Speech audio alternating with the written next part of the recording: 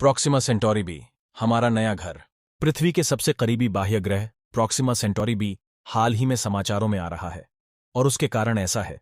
वैज्ञानिकों ने खोजा है कि यह अपने सितारे क्षेत्र में निवासी जोन में स्थित है, और यह हमारे सौरमंडल से करीब है।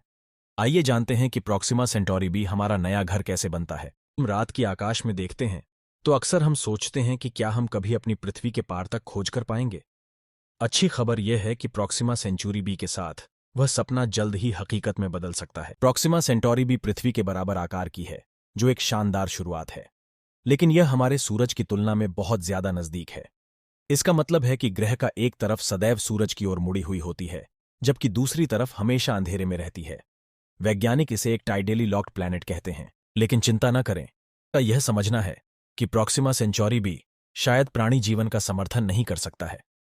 यह ग्रह का वायुमंडल अंधेरे और रोशनी वाली ओर गर्मी बिखराने में मदद कर सकता है, और कौन जानता है, शायद इस ग्रह पर जीवन अनोखे माहौल के लिए अनुकूल हो चुका है। प्रॉक्सिमा सेंटोरी बी पर कैसा जीवन मौजूद हो सकता है?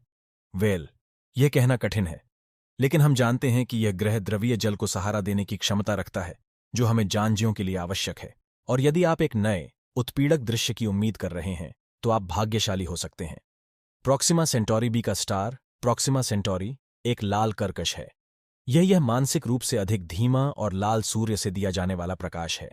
यह ग्रह आकाश एक सुंदर लाल या फिर पिंक रंग का हो सकता है। जब प्रॉक्सिमा सेंचुरी बी पर जीवन की बात आती है, तब सब कुछ सूर्यमणि और गुलाब जैसा नहीं होता। यह ग्रह का तारा काफी सक्रिय माना जाता है, जिसका मतलब है कि प्रॉक्सिमा सेंचुरी बी को हानिकारक विकिरण से घेरा जा सकता है। यह वहां रहना कठिन बना सकता है, लेकिन असंभव नहीं है। इसके अलावा वहां पहुंचने की मुद्दा भी है।